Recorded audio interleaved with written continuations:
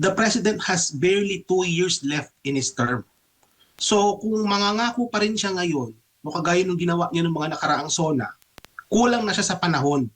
Kung tutuparin man niya yung mga pangako, alam naman natin na napapako eh. But kung supposing siseryosohin niya, tutuparin niya, kulang na siya sa oras. So instead of giving promises, what he needs to do really is to provide solutions to the Filipino people.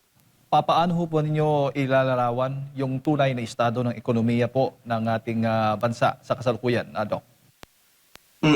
Sa kasalukuyan, Jade, hindi maganda ang lagay ng ating ekonomiya.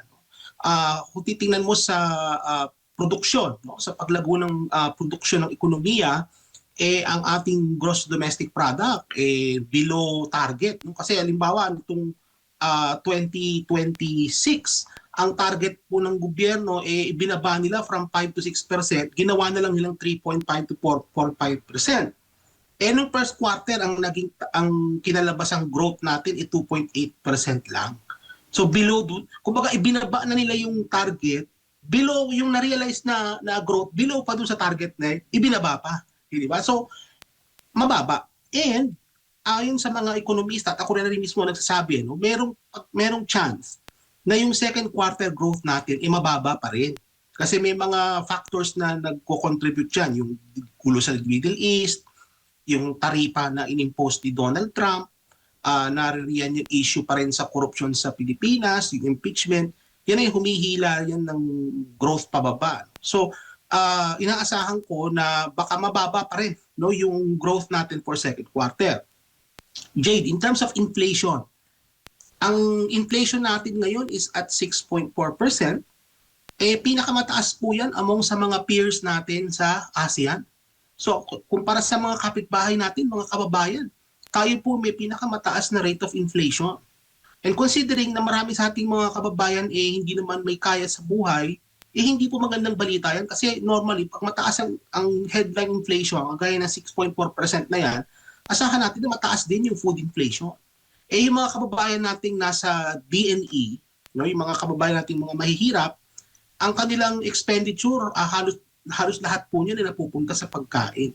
So kaya kapag tumataas ang rate of inflation, sila po talaga nakakaramdam ng matindi niyan, no, yung ating mga kababayang mahihirap. Yung ating mga kababayan din walang trabaho, Jade, mas lalong dumarami. No? Tumataas yung ating rate of unemployment at inaasahan ko rin na bahagyang tataas yan kasi dahil sa nangyaring umento sa sahod. Kasi ang nangyayari yan, Jade, pagka nagkaroon ng aumento sa sahod na ipapasa yan sa consumer through inflation, pero meron ding epekto yan sa unemployment, lalong-lalo na sa mga maliliit na mga negosyo.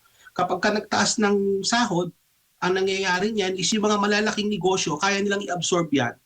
Doon naman sa mga maliliit na negosyo, hirap sila, nangyayari, nagbabawas sila ng tao. So, pag nagbawas sila ng tao, may mga maladagdag sa ating unemployed. Hindi lang yun, Jade. Yung ating palitan ng piso sa dolyar pinakamababa na historic lows, no? Kache-check ko lang nasa close to 62 na pesos per $1. Ang ating utang, Jade, pataas ng pataas, no? Approaching 19 trillion ang ating sovereign debt, no? At yung debt to GDP ratio natin nasa 63% at walang trend na ito ay pababa.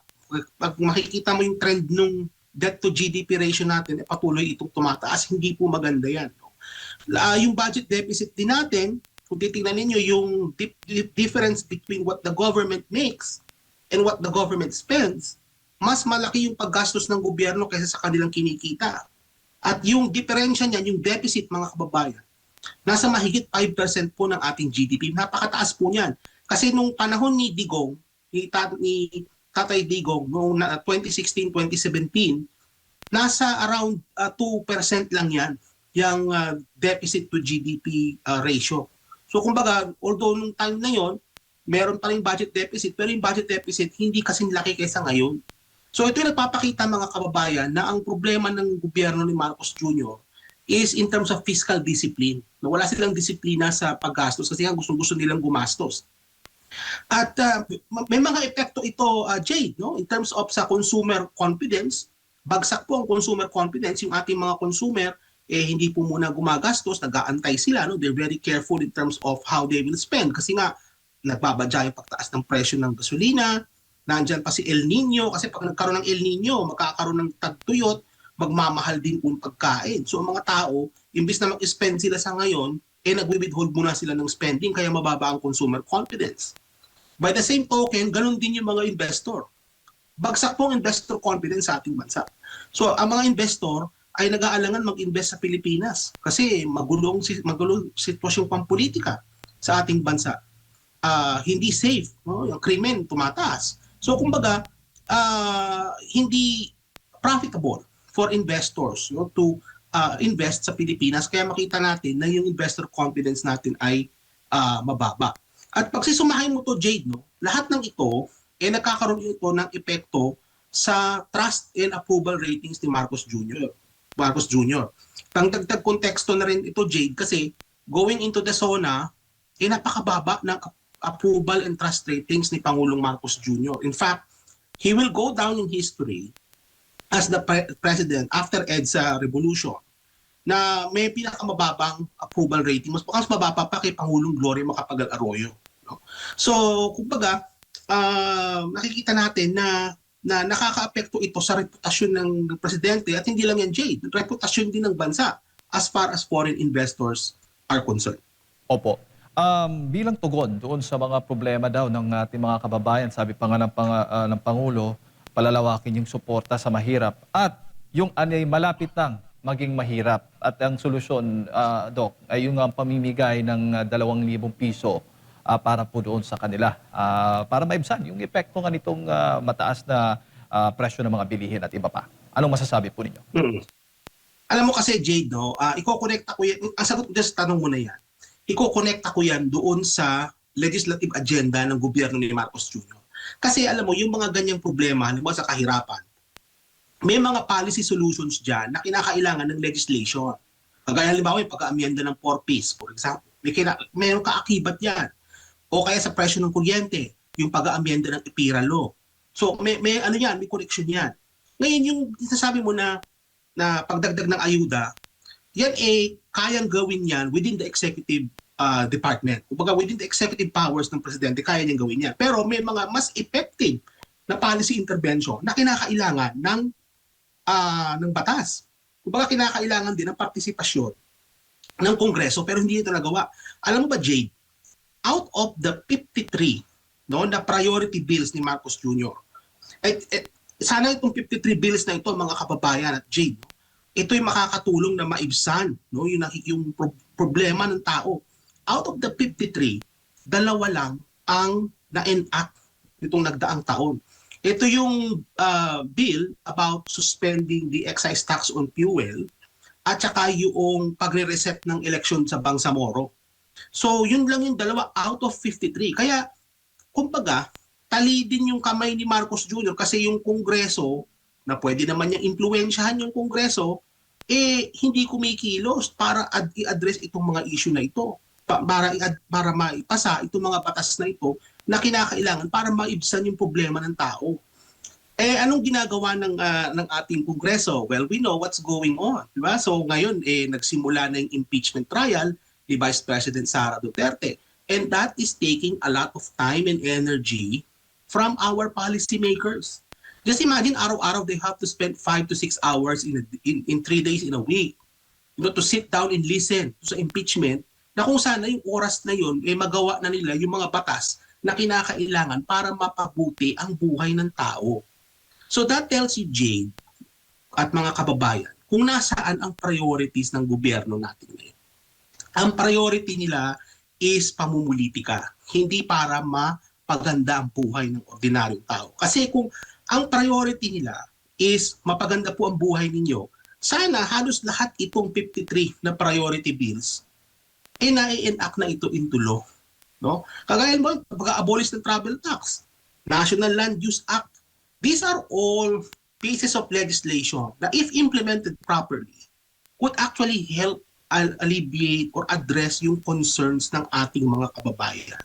Kaya nangyayari is, since nga hindi na nagawa yung policy interventions through legislation, ang nangyayari, Jade, is ang ginagawa nilang intervention is pamimigay ng ayuda. But we know that ayuda in itself is not sustainable. Kasi ang ayuda, ang nangyayari niyan is binibigyan mo lang ng pera yung tao at ang itong tao igagastusin ito, yung outcomes nila ganun pa rin. Kumbaga, ang nangyayari is aasa lang sila lang aasa sa gobyerno. So hindi siya effective na policy intervention over the long run kasi ang nangyayari is it will just it creates a culture of mendicancy among our people, Jay.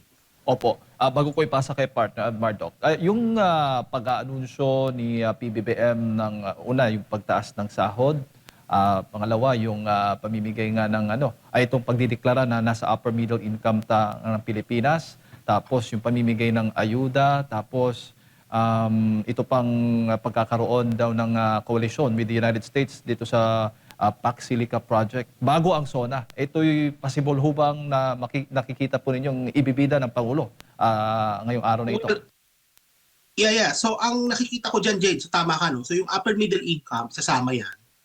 Yung West Philippine Sea, sasabihin na naman niya yan na we will not give an inch of our territory. We will see a rehash of that statement. And again, to me, it's a distraction, no, sa mga issue na nararamdaman ng tao. Kasi madali lang naman sisihin ng China no? Para pa-distract sa tao. Napakadaling gawin yan, no? Ikatlo is yung sa, baka posible rin, Jay, ma-mention yung ICI, yung sa Independent Commission on Infrastructure at kung ano yung findings yan, kung may mga nasampahan ng kaso. May mga ugong-ugong na baka may pasabog daw sa SONA mamaya, no, na kumbaga baka may kakasuhan, no, may mga mag-anunsyo sila na may mga mananagot, pero we don't know that for sure. Ugong-ugong lang yan. Tama ka about the minimum wage, sa palagay ko, isasabihin ni Marcos Jr. yan, yung 85 pesos na 60 pesos muna ngayon, yung the rest later na lang. Yung Pac Silica, nasa palagay ko, may mga problema yung Pac Silica na yun, baka pwede natin pag-usapan din yan. At yung mga investment pledges, Jade, kasi bumiyahe si Pangulong Marcos Jr., alam natin na he loves to travel. So may mga investment pledges from Canada, from Japan, at kung sa iba pang mga bansa na pinuntahan ni Pangulong Marcos Jr. So sa palagay ko, ito yung mga sa ekonomiya at sa a little bit of foreign policy na pwede niyang mabanggit mamaya. Opo, Doc, magandang umaga po, no.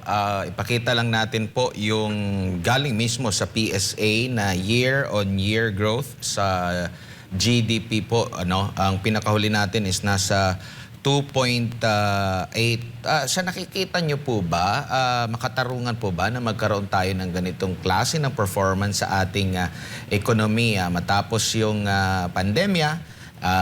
During sa panahon ni Pangulong Rodrigo Duterte, napakaganda ng atin pong ang ating growth, no, pero pababa ng pababa, parang spaghetti pala ito na pababa ng pababa. At ano bang nakikita mo, trend na ba ito na hanggang sa matapos yung kasalukuyang administrasyon ay ganito na?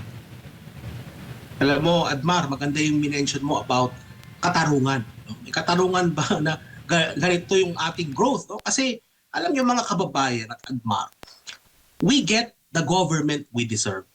And by extension, we get the economy that we deserve. So kung ganyan yung gobyerno na meron tayo ngayon, ganyan talaga ang magiging outcome ng ating ekonomiya. Kung titingnan mo sa ibang bansa, Admar, sa Vietnam, hindi ganyan ang growth rate nila, mas mataas. Sa Thailand, sa Indonesia, they're not growing at these levels. Especially after na ng pandemic.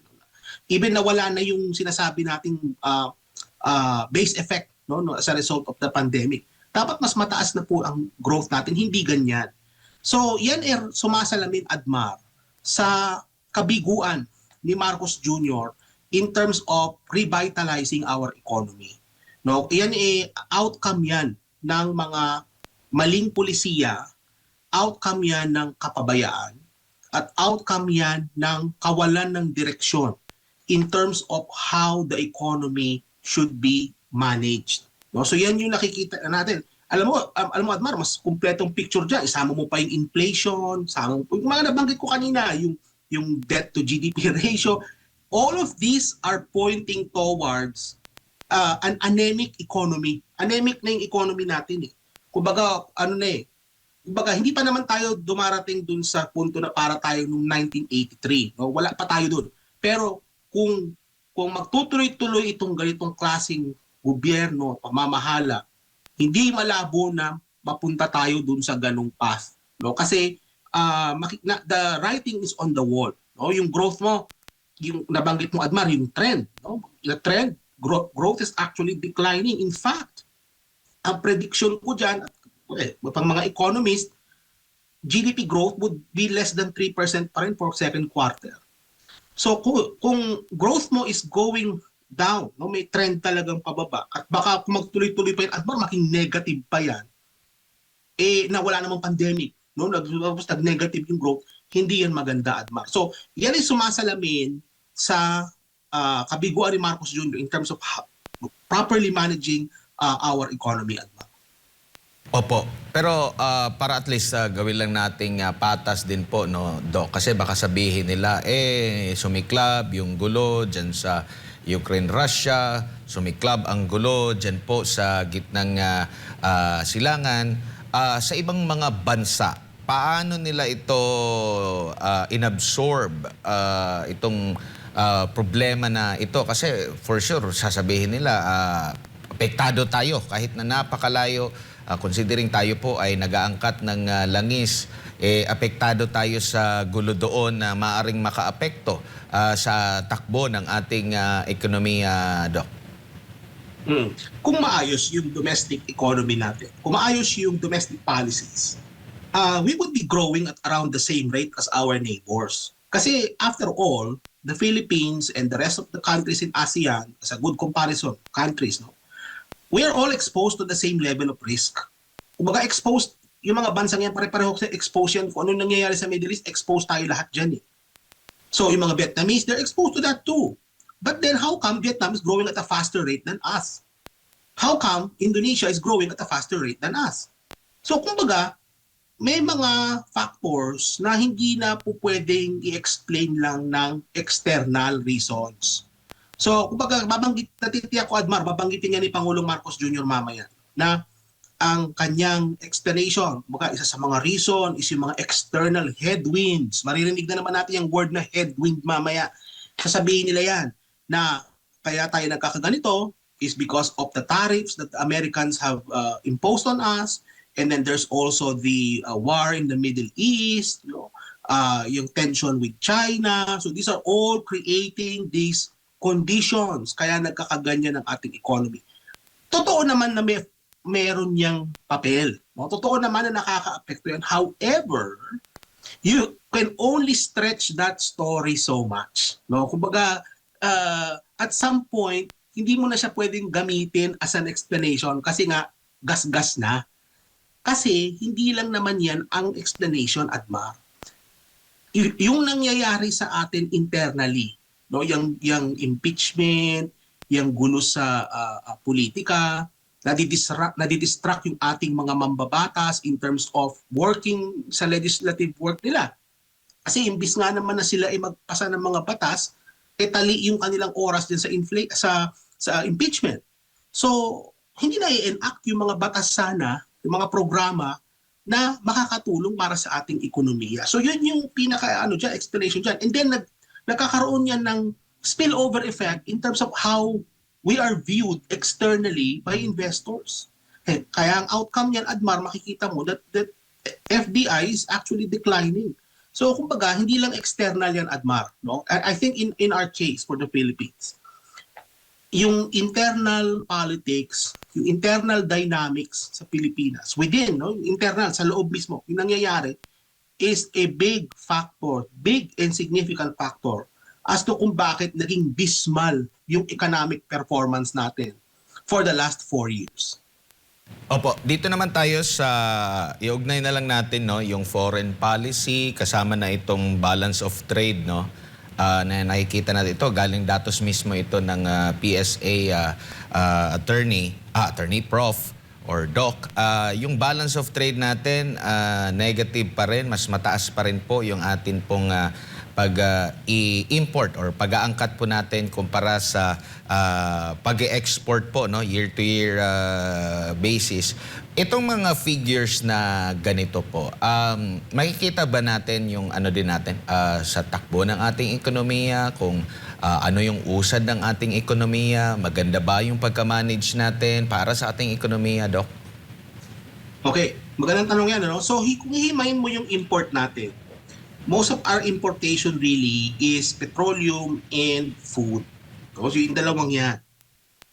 Sa petroleum, Admar, wala tayong magawa dyan kasi wala naman tayong mapagkukunan yan. No? Ini-import talaga, umaasa talaga tayo dyan.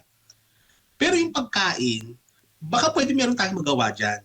No? And sa kaso ng pagkain, ang problema kasi, although we have enough land, no, we have enough body of water na pwede tayong mangisda, kulang pa rin yung agricultural production natin. Kaya tayo nagkakaganyan. So, kumbaga, to address the issue of importation, ang kinakailangan na marinig natin mamaya sa ating Pangulo is to provide solutions on how can our country produce more para sa pangangailangan ng tao. Kasi kapag ka nag-produce ka ng mas mahigit sa pangangailangan ng tao, Admar, pwede mo nang i-export yung difference doon. At nasatisfy mo pa yung pangangailangan ng tao. So ang pinaka main driver nito, Admar, is production. Kumbaga ang production natin hindi robust, no? Makikita niyo yung production natin matumal, mga kababayan, Admar. So sa palagay ko, no, itong issue about exports and imports, with imports being greater than exports, kasi makita mo negative yung ating balance of trade, no? Ma-address yan through improvements in production sa ating bansa. Sa kaso naman ng export, Admar, maidagdag ko rin, ano?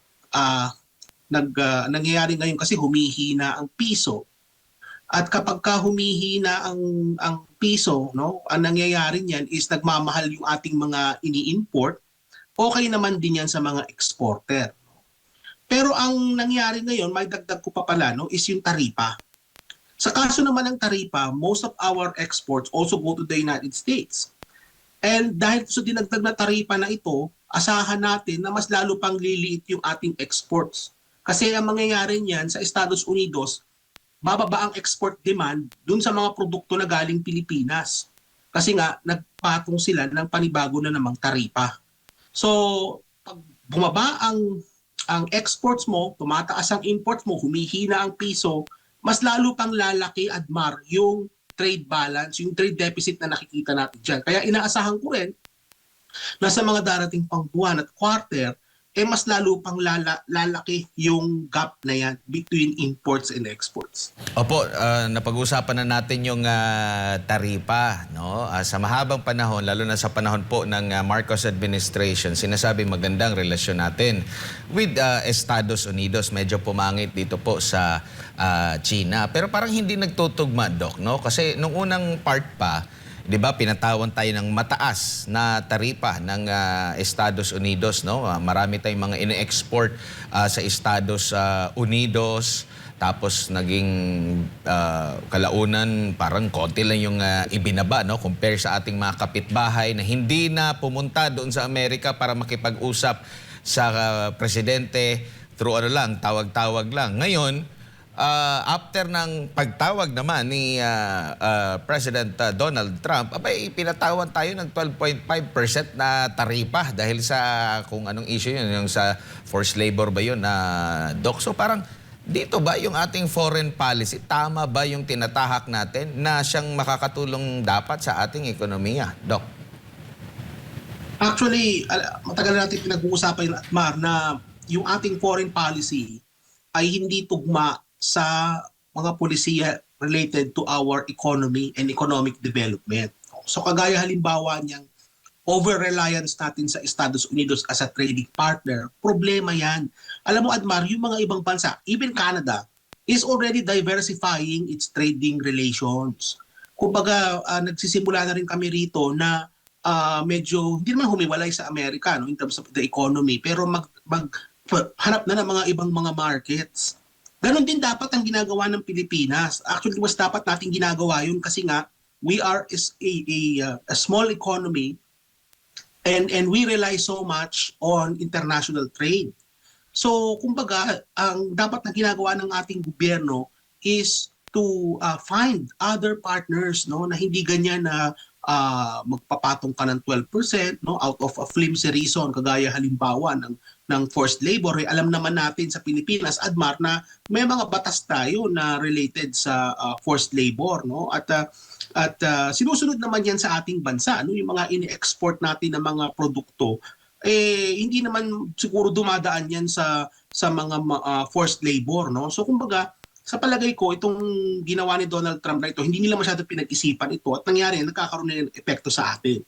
So as far as our foreign policy goes, sa palagay ko is misguided, no? Kasi nga ang dapat diyan is a foreign policy na dapat makinabang ang taong bayan, makinabang ang mga Pilipino, hindi dapat makinabang ang Estados Unidos. Pero sa nakikita ko ngayon in terms of our foreign policy, and including na rin yung Pax Silica, Admar, sa palagay ko, yan mas makikinabang dyan ang Estados Unidos kaysa sa ating bansa. As far as our foreign policy goes, and by extension, kasi nga, yung economic policy natin related sa foreign policy, ang nangyayari dyan is nakokompromiso yung pag-unlad ng ating bansa. Opo, napag-usapan na natin yung Pax Silica at ang mga semiconductors po, yung talagang number 1 tayo sa produkto na ini-export natin at kabilang ang Estados Unidos ata, no, kung di ako nagkakamali.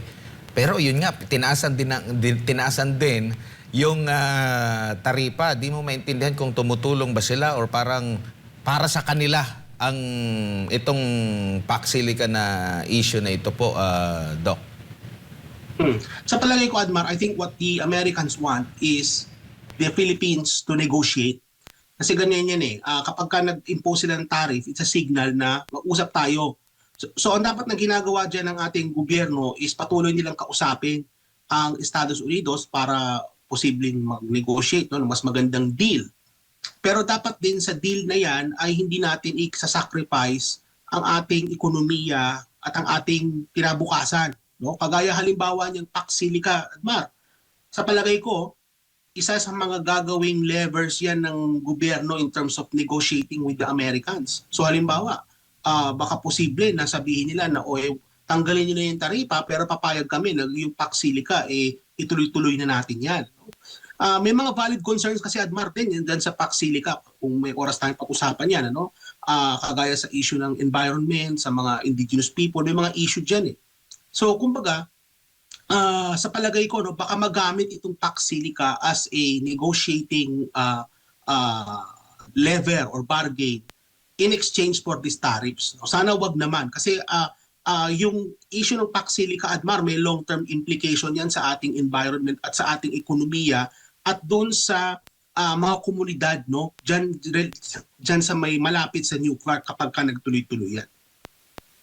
Opo, maaari din ba na kaya ganito rin yung hakbang ng Pangulo ng Estados Unidos ay dahil parang hindi pa yata siya napagbigyan. Hindi ko alam kung anong update noon kasi last time na nanood ako ng balita sa Estados Unidos, talagang pahirapan sa kanila na makarequest ng budget for defense, no? Kasi talagang binusisi sila ng husto kasi kung pagbabatayan yung mga paunang statement nila, nagwawagi na raw sila. Tapos kung nagwawagi, bakit kailangan pa nila ng karagdagang na mga pondo? Tapos iba-iba yung mga statement. Maring hakbang din ba ito ni Trump para at least masabi niya na, meron pa rin tayo, sa panahon ko pa rin, meron pa rin tayong, kumaga, tumataas pa rin yung ating kita at nang makarequest ng kinakailangang pondo, Doc. Posible rin yan, Admar, pero ang basa ko sa politika sa Estados Unidos is that both parties, Democrat or Republican, gusto nila pareho ng gera. Kasi sa mga constituencies nila sa Estados Unidos, marami dyan mga distrito ay may mga military base at marami sa mga botante dyan ay mga veterano at mga sundalo, pamilya ng mga sundalo. So as long as there is war going on elsewhere, may military industrial complex, gumagana yung kanilang military industry, gumagana yung ekonomiya nila. Kasi ganun yung struktura ng kanilang ekonomiya, Admar. They are heavily dependent in terms of pag magkakaroon ng gulo sa ibang lugar. So kumbaga, Admar, kapag merong conflict, kaya sa Middle East o kaya sa Ukraine, that is good for their economy. So makikita mo, kapag matubal ang lalagay ng kanilang ekonomiya, kapag ka nagkaroon ng gulo sa ibang lugar, that would spark economic activity internally. Maganda yun para sa kanila. Now, as far as the budget goes, I think what is going on here is that the United States is actually spending a lot in terms of the war. No? Kumbaga, yung kalaban kasi, Admar, yung Iran, asymmetric yung kanilang approach sa pakikipagdigmaan. So kumbaga, yung mga drones, ang cost nun, mga nasa mga $40,000 to $50,000 ang isa. Ang ginagamit ng Estados Unidos para papagsakin yung mga drones na yon, mga missile na naghahalaga ng milyon. So kumbaga, kung ganun man lang na asymmetric ang gera natin at war of attrition yan, natatagal yan, mas maraming dolyar na kinakailangan ng Estados Unidos. So dyan makikita mo, Admar, yung sustainability ng gera. No? Pero sa palagay ko lang, itong gulo sa Middle East, malayo pa ito, Admar, na ma-resolba. Kasi gusto rin ng Estados Unidos na magkaroon ng gera kasi nga that sustains their economy. At tumataas ang presyo ng produktong petrolyo, and we know that the United States is an oil producer. So, kumbaga, merong ding tayong dapat na makita dyan. Kumbaga, if we go deep enough, no, makikita mo yung mga underlying reasons na sa palagay natin na kung bakit itong gerang ito ay magtutuloy-tuloy pa rin. Kasi may economic, Admar, may economic explanation ito. Kung bakit pa rin magtutuloy-tuloy itong gera. Pero tama ka, no? Hirap ang US ngayon in terms of financing the war, but I think ginagawa nila dyan is mag-imprenta ng mas maraming dollars, tataasan nila yung kanilang credit limit. They can do that artificially. That is the benefit of being a superpower. And yet, ang problema, Admar, they are an empire in decline. So we know that already. Opo, and possible po ba na kaya nabubuksan din itong issue sa Pax Silica dahil maaring gamitin din ito sa sona ng Pangulo ngayon? And ano po yung parang pinaka-significant talaga na nagawa under Marcos administration? Yung kumbaga pinaka-proyekto na may impact sa ekonomiya po ng ating bansa? Okay, doon sa Pax Silica, Admar, mame-mention niya ng ating presidente. Kasi ilang araw na natin nakikita yan sa mga balita, makikita natin yung PCO, pinopromote yan. So I think that will be part of the State of the Nation address. Kasi meron daw mga makikreate na trabaho. But then again, mga kababayan at Admar, you have to weigh that in terms of yung benefits and cost. Kumbaga may benefits naman, Admar, kasi may mga trabahong malilikha dyan sa New Clark City, yung indirect economic activities na makikreate yan. Definitely meron talaga. May makikreate economic effect yan. Positive. Pero may negative effect yan, Admar. Kita mo ha, yung itatayo nila ng mga data center dyan at mga industriya, approximately kinakailangan nila ng 6 gigawatt na kuryente. And yet, ang na-produce pa lang nila so far is 500 megawatt na solar power. Kumbaga yung source nila solar, 500 megawatts. So saan nila kukunin yung 5.5 gigawatt? Kukunin ba nila yan sa kuryente na pinoproduce sa Luzon Grid? Kasi kung mangyari yan, Admar, kukunti na nga yung supply ng ating kuryente at pag umukunti yung supply, tataas ang presyo. Kaya merong narrative dyan, Admar, may possibility na baka tumaas ang presyo ng kuryente as a result. Sa Texas, Admar, ang ginawa ng governor ng Texas, ang sabi niya, ni Greg Abbott, bago kayo magtayo ng data center sa aming state, kailangan mapakita ninyo na maibababa nito ang presyo ng kuryente sa aming estado. Ganon din dapat ang gawin ni Marcos Jr. Hindi na sila dapat dyan na pumayag basta-basta. What they need to do is kung mag-create sila ng mga AI data center dyan, ng mga infrastructure, ang kinakailangan dito, mga kababayan, is maibaba nito ang presyo ng kuryente para sa ating mga kababayan. Hindi lang yan, Adman, yung tubig. Sa tubig, kinakailangan ng mga data center ng napakaraming tubig para mapalamig yung mga infrastruktura na yan, yung mga hardware na sinasabi natin. Kulang na nga tayo sa tubig. Di ba saan nila kukunin yung tubig na yan? Ang sabi ng Basis Conversion Development Authority, I think sila itong nasa screen natin ngayon, sabi nila is meron silang catchment, kukuha sila ng tubig ulan and then i-recycle nila yon. Pero tandaan din natin na over time, nag-evaporate ang tubig. So kahit na-recycle nila yan, kinakailangan nilang i-replenish yun. Saan nila kukunin yan? Sa local aquifers? kukunin nila yan saan? Sa mga dam na malapit dun sa area? Meron nagbabadyang El Nino, mga kababayan. At alam natin ang El Nino, that will cause drought. So, kumbaga kailangan ma-address yan. Magtatayo ba sila ng desalination plant para makatulong? So, aside from electricity, Admar, dapat itong issue ng tubig, ma-address din ito. Kung magpapayag sila na magkaroon ng PAC silica dyan sa lugar na yan, dapat makatulong din ito para madagdagan ang supply ng tubig sa ating bansa, lalo na doon sa mga komunidad. At may mga indirect effect pa yan doon sa mga indigenous people. Kasi kung kukunin nila yung tubig sa aquifer, maapektuhan yung tubig na kinukuha ng ating mga IP sa kabundukan. So, kumbaga, Admar, merong negative effects yung PAC silica na yun. Dapat timbangin mo rin sa positibo. Di lang yan, Admar, madagdag ko pa bago ko pasa uli sa'yo. Yung sa kaso naman ng China. Kasi kapag ka nagkaroon ng gulo with China, yung mga PAC silica na yan, posible maging target yan, kagaya ng EDCA sites. So kung magiging target yan, kung magkaroon ng gulo with China, anong mangyayari dun sa mga komunidad dyan sa may New Clark City at mga nearby na mga bayan? Magiging target sila kapag ka nagkaroon ng gulo with China. And then finally, Admar, ito pa pala, another effect is yung technology transfer. Anong garantiya na itong mga teknolohiya na ito, makikinabang ang ating mga kababayan in terms of training, in terms of matututunan ba natin kung paano tayo mismo magtayo ng sarili nating data center? Would we get to that point? So again, Admar, these are all valid concerns na dapat tingnan ng ating mga policy makers at titimbangin nila in terms of dun sa positive effect nitong PAC silica. No? Sa palagay ko, kung titimbangin mo, Admar, mas matimbang yung negatibo dito kaysa sa positibo. Sa palagay ko lang kasi nga marami yung negative effects na maidudulot itong PAC silica na ito sa atin.